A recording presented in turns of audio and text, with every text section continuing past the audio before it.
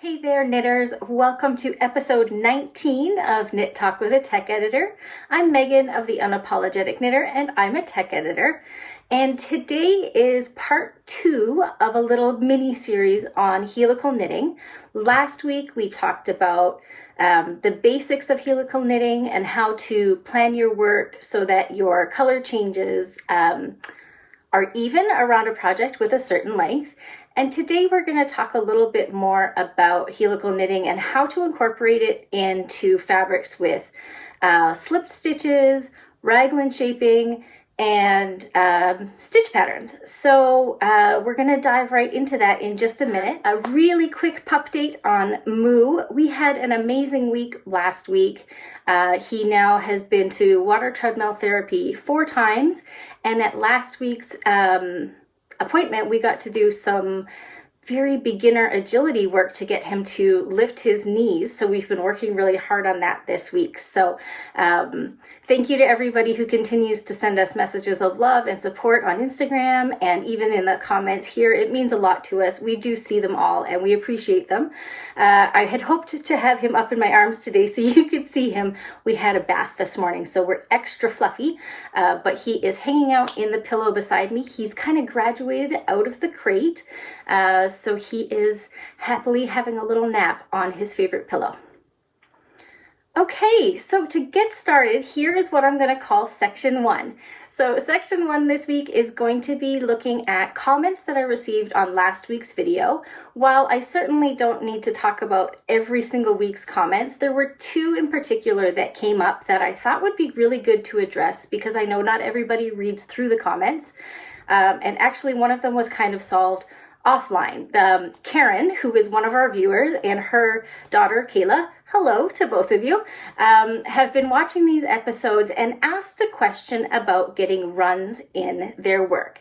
And I'm using these pictures with her permission. So these are some examples of the work that she has been working on. And you can see there's a diagonal line that runs kind of up and across the garment that basically follows the line of the helical knitting. Being as new to helical knitting as I am, I had to do a little bit of research on this because I didn't know what was causing it. When Karen first sent in her pictures, I kind of assumed it was a tension issue. And the reason I thought that is because she showed me both the inside and the outside of her work, and there was no carries like you might see if you were doing the technique incorrectly. So it does turn out that it is a tension issue. And more to the point that the stitches are being pulled too tight. So when I show you some top-down examples of today's swatch, I will show you sort of how I think it probably happened and how to avoid it in the future. And a lot of it just has to do with letting go. When we work on a project that we really love and get excited about, we tend to want to make all of the stitches exactly perfect, and we pull a little bit tighter than we should. So we're going to look at the gauge and how to manage that in our project so that we avoid that kind of sort of puckering throughout the work.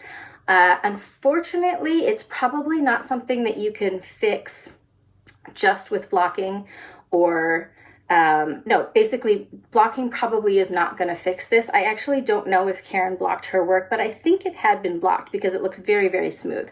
It might be something that we can fix with picking the stitches even, and I'll try to demonstrate that for you as well. The second comment that I got, I thought was an excellent one. Someone wrote in that they were going to be starting a steeked cardigan pattern and wondered whether they should use helical knitting for the sweater. And I love helical knitting now that I've played with it, but I think it's fussier than you would need to worry about if you're doing a garment that is going to be steeked. When you are working in the round and you want to do either stripes or blending colors, helical knitting is excellent to use because you don't get the jog that you would have. However, with steeking, you're cutting your work, so there is a finite point in the work where you won't see the jog because you're going to be cutting it and steeking it.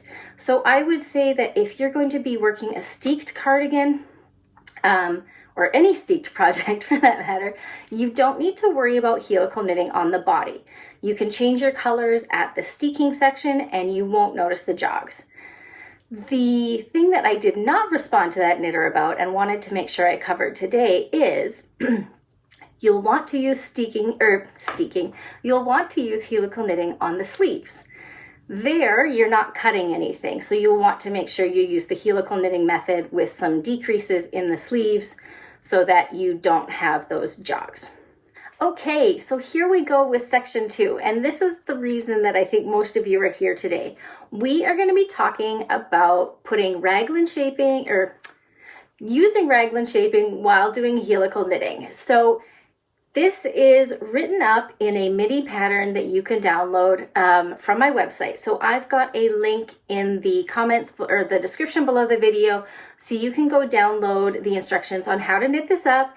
It's obviously very tiny, just a tiny little raglan sample. And I think it's really important that you get the mechanics of working this because I have been thinking for the last 4 or 5 days about how to actually talk about this without having a physical example. So I have knit up this full sample little yoke and swatched it and have cast on a second version of it so we can actually walk through some of the steps together.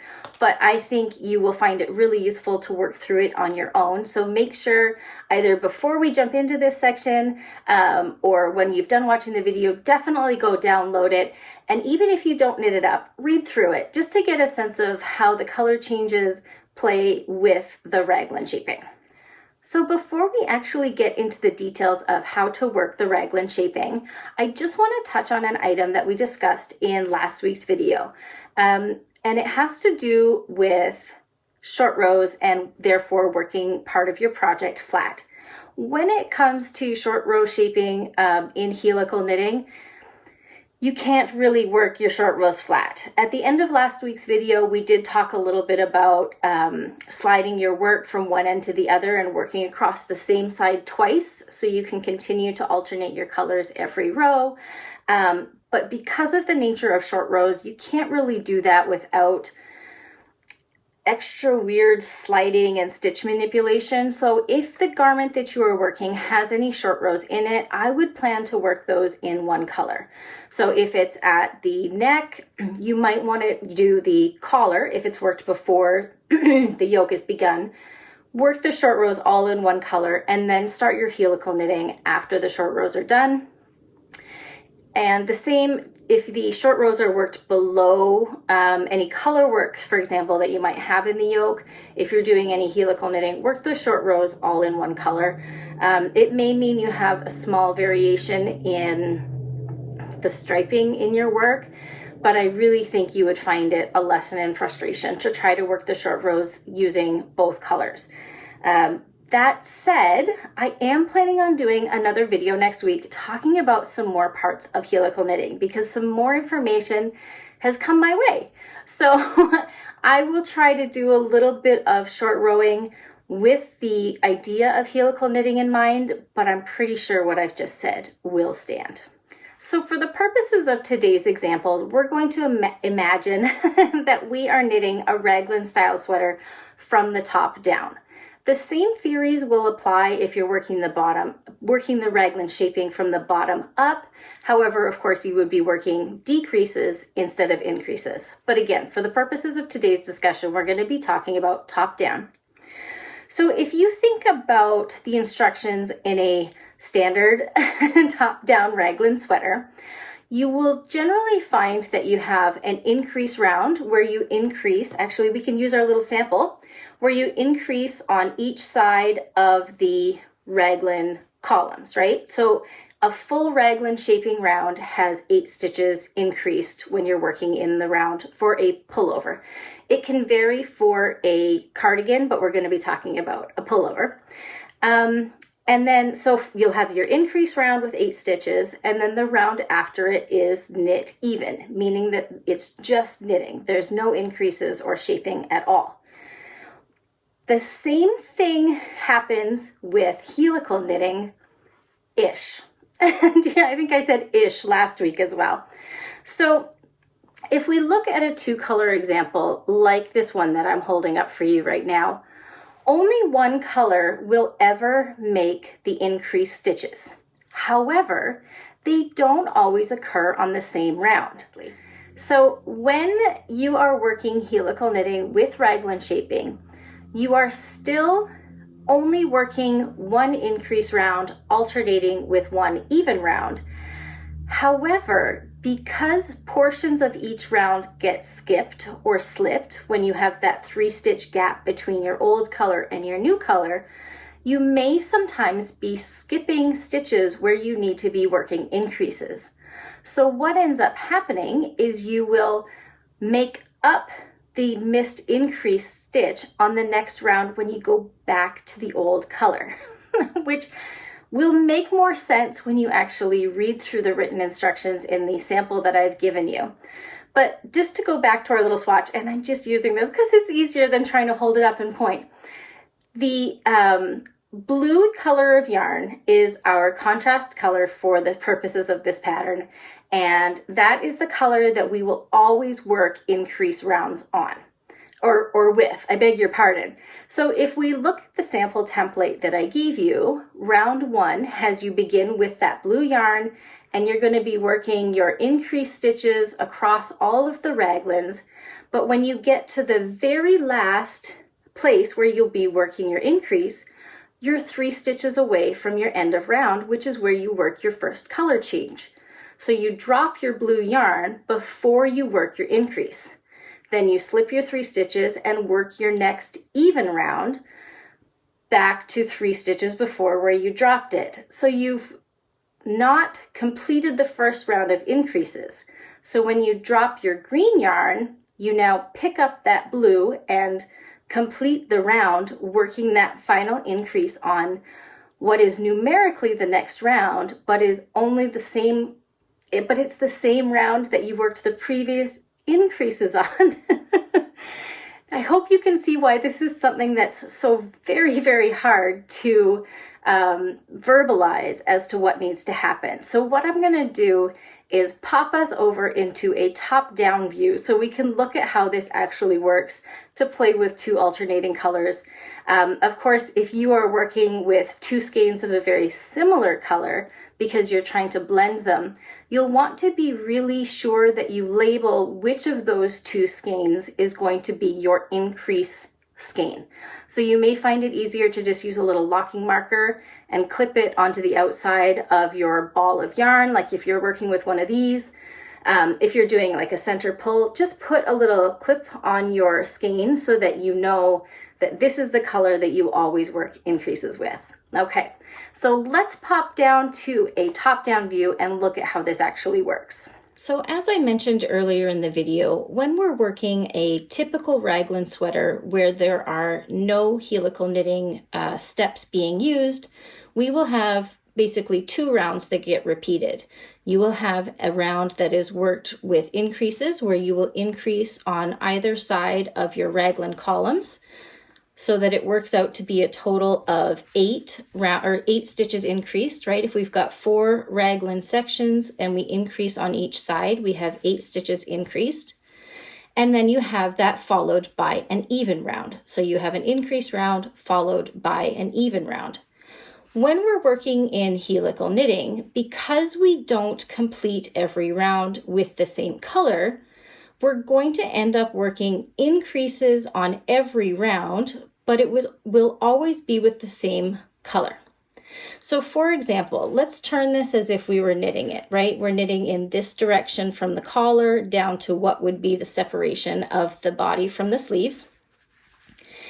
If we say that our beginning of round is right here at the sort of midway part of a raglan column, we're going to knit the stitch that's in the raglan column and make our first increase immediately after that stitch. We'll work an increase here, here, here, here, here, here.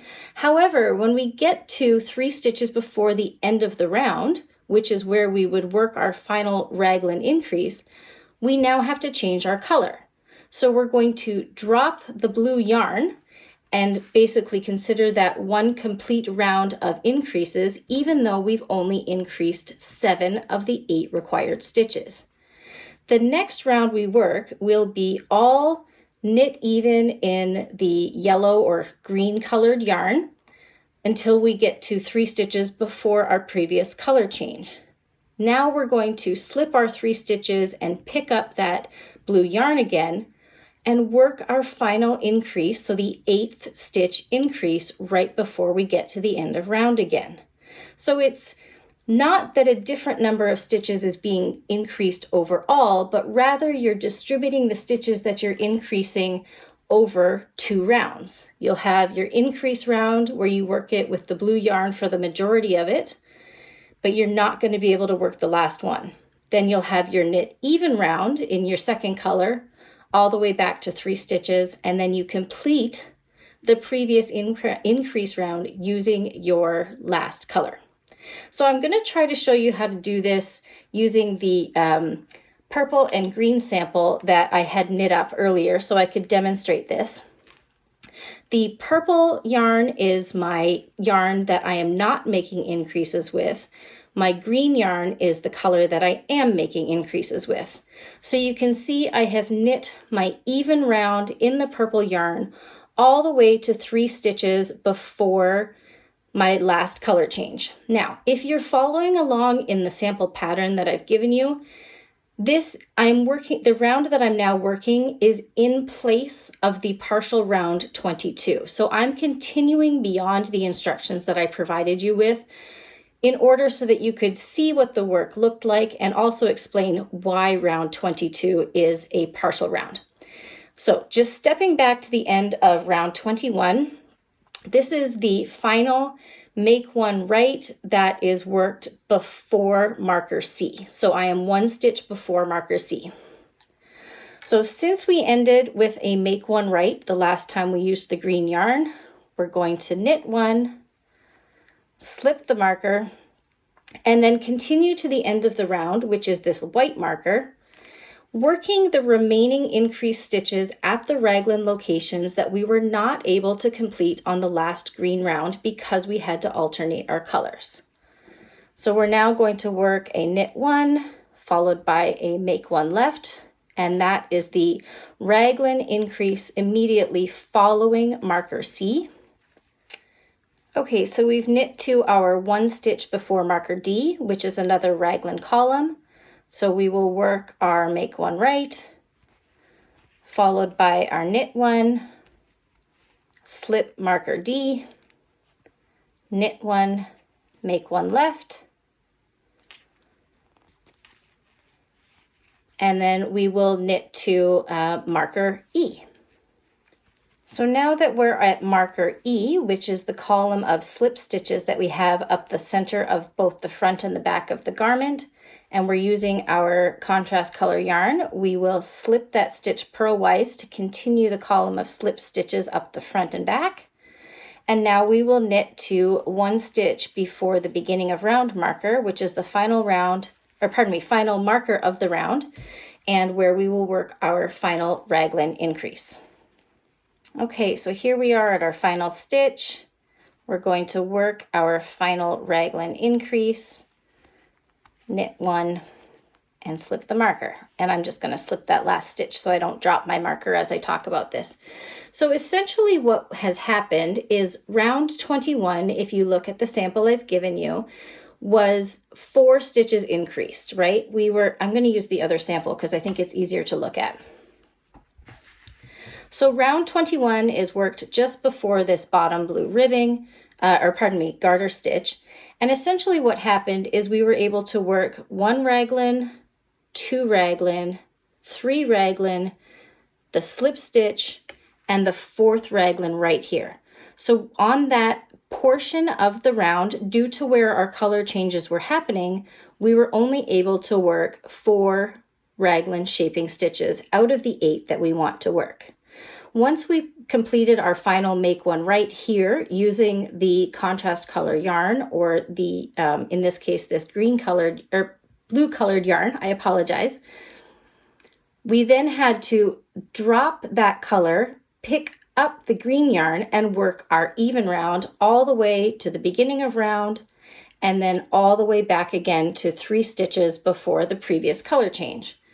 However, we still needed to work our remaining 4 raglan shaping, and since we only ever worked the raglans with our blue yarn, we began it here and we worked 1, 2, 3, a slip stitch, and the 4th raglan shaping.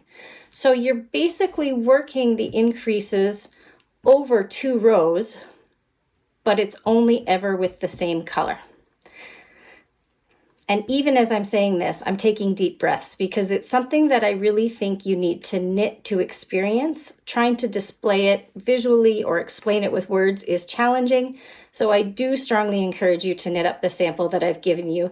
You may not feel that you need to work all 20 rounds of it, or pardon me, 21 rounds of it, but I think it'll give you an idea of how your stitches and colors are moving across the round as you continue to work the raglan shaping without getting any jogs in your work. Now, just going back to this sample one more time, there was something I wanted to discuss in regards to round 22 of the sample pattern that I gave you. It is what I'm calling a partial round. So in last week's video, we talked about planning your color changes so that if you had a specific number of rounds over which you had to work your shaping and a specific number of stitches that not your shaping, your color changes, and a specific number of stitches over which to do that, you could plan your raglan or your color changes across the round so that your final color change happened at the beginning of round marker. With raglan shaping, that's a little bit more intense math. It can be done, but I thought it would be a good example to talk about what to do if you did not plan your raglan shaping and you worked the color changes every 3 stitches as is common. But what happens is if, let's say that this now is the final round of the yoke, and you would now need to work your next row as a separation round. The problem is you've got half of your yoke in the purple yarn and half of your yoke in the green yarn. So I don't know if what I'm about to tell you is the exact correct thing to do, but it's what I would do if this was my project. I think what you would want to do is end with an all knit even round in one color. So rather than knitting all the way around again with the green yarn, which would then give you 2 rows of green yarn in a row, what you would actually do is slip all of the green stitches purlwise around until you get back to your last color change. So let me just try to demonstrate what I'm trying to say here. So the last stitch we worked with was this green, but the next round that we need to do is the separation. So we're going to work a partial round. Without knitting any stitches, we're simply going to slip all of our stitches purlwise until we get back to the last color change where we worked with purple. Okay, so we have slipped all of the stitches purlwise, all of the green stitches purlwise, so we are back to our purple color yarn. You can see the purple is still attached here. Our green is all the way over here at the beginning of round so that we can prepare to do the next round as the yoke separation round. What we're simply going to do is knit to the beginning of round marker. So this will technically make your work about half a round longer than potentially what your pattern calls for.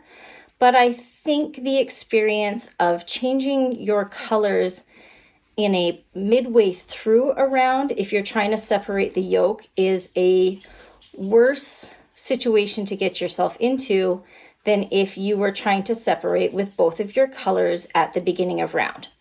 What it does mean when you go to separate your yoke from your body is you will have a very slight jog in your stitches at the underarm.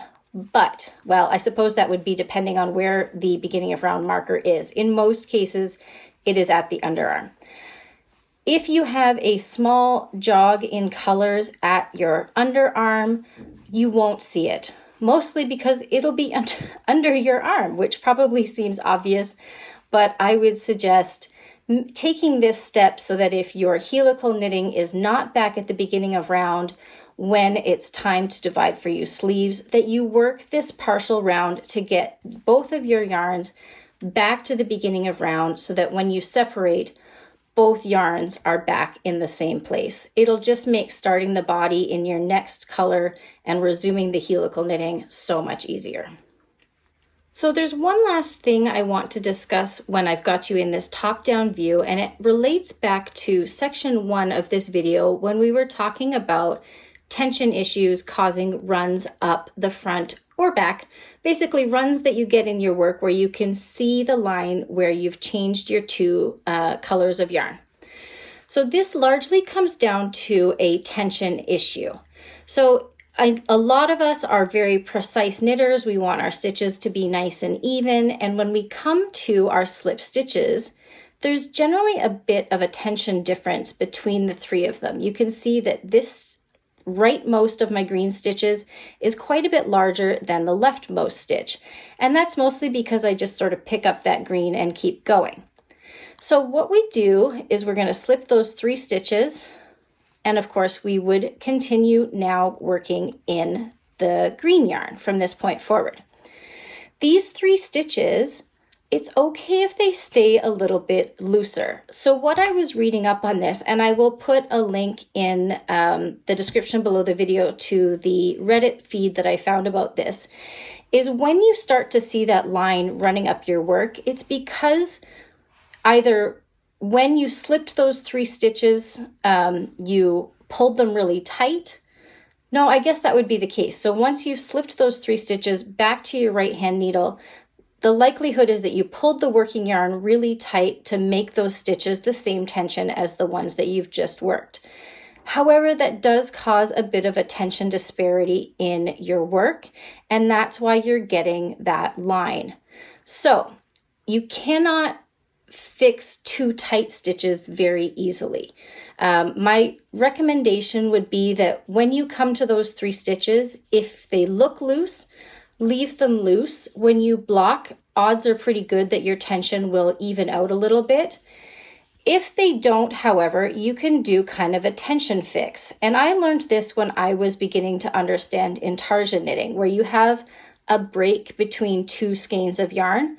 Something similar is happening here. So what you can do, I'm going to grab a spare needle just to demonstrate this because it'll be very hard to do it with this needle here. So, okay, so now that I've got this nice and close, essentially what you're going to do is try and take the tension disparity that you have here. You can see they're looser than the stitches I've got here. And we're just going to try and transfer it over. So we'll insert a spare needle under the left leg of the stitch of the same color in the previous row and give it a little pull. And then you'll do the same here and in the next stitch. And you want to make sure you're pulling the yarn of the same color rather than the opposite color because those 2 aren't joined. But what you're trying to do is just even out the tension across your row so that you don't see a visual difference between the stitches that you've knit and the stitches that you've slipped. And you'll only need to probably go back about 4 or 5 stitches. Now you can see these ones are smaller on the needle, they're more consistent in size, and we've evened out the tension across the stitches on our work. So just be sure that when you're slipping the stitches and resuming in that new color, that you're not pulling really tight. Otherwise, you're going to have a really hard time not having that run of stitches up your work. All right, let's get to the 3rd and final section of today's video, where we talk a little bit about helical knitting and stitch patterns. As I mentioned at the top of this video, I'm still fairly new to helical knitting. I didn't know how to do it until about a month ago when I had several requests to learn about helical knitting, so I've been doing a lot of research since then to figure out how it actually works.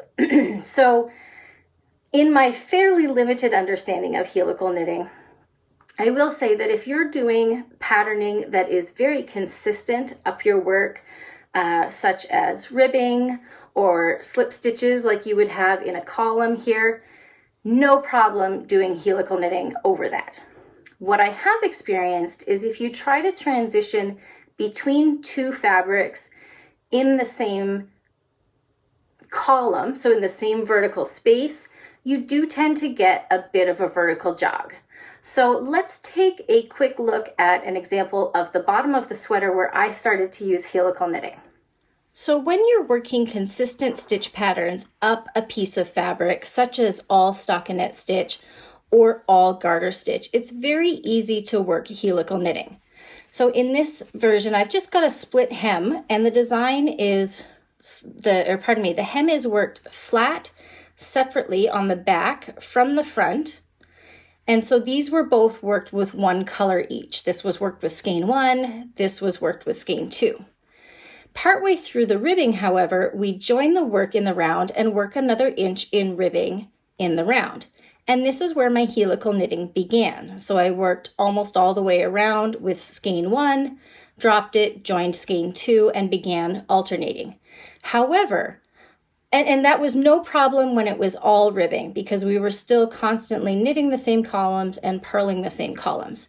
However, when I transitioned from garter stitch into stockinette stitch, I've marked it because this fabric is quite dark, but this is where my color change occurred.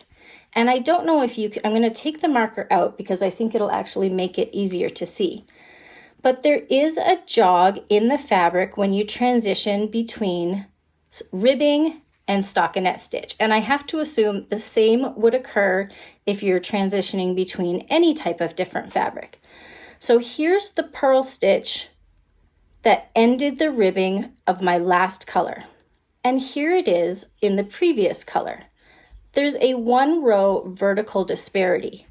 Now, because my fabric is quite dark, I find it very hard to see that there's a jog between this purl stitch and this purl stitch where I transitioned between my 2 colors of yarn, but it is there. So I would say if you're going to be knitting any fabrics in helical knitting where you have transitions in your fabric, where you're not going from flat into the round, but you're actually knitting part of it in helical knitting in one fabric and continuing the helical knitting in a second fabric, swatch it first to see how obvious that differential is. Again, it's pretty hard to see because the fabric is so dark, but there is a 1 row disparity where I slipped from my old color to my new color. All right, folks, that brings us to the end of week 2 of helical knitting. I hope you understood everything that I was trying to explain today. I know I have felt slightly insecure about talking about it because I'm stumbling over some of the words. I know what needs to happen in my head, and verbalizing them because I'm so new to the technique makes me a little nervous. But I hope you've enjoyed sort of learning along with me, and that the technique is something that you're really excited to try. As a matter of fact, I would love to know, if you leave a message in the comments, I'd love to know what you think you're going to start using this method for, whether you've got a project that you had already planned to do this for, or if you're now looking for a project that you can try it on. Let me know in the comments what you think you might use this on. I can't wait to see what's inspired you. So as I mentioned at the top of the episode, next week we're actually going to do a 3rd week talking about helical knitting. I've learned about some concepts about, pardon me, doing more than just 2 colors of striping, which I think would be just so much fun. And we're going to look a little bit at garter stitch in helical knitting, as well as alternating the widths of our stripes in helical knitting, so it doesn't have to be just one round, and why you might want to do that. Because of course there are jogless stripe methods that we can employ. If you enjoyed today's videos, last week's videos, the previous 18 videos, and you feel like you're learning something here with me, I would really appreciate it if you would like this video, maybe consider hitting that subscribe button.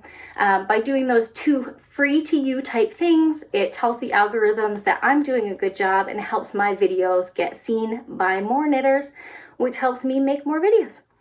Thank you so much for being here. I always enjoy spending time with you. I look forward to seeing you next week, next Wednesday for part 3. And as always, my friends, happy knitting.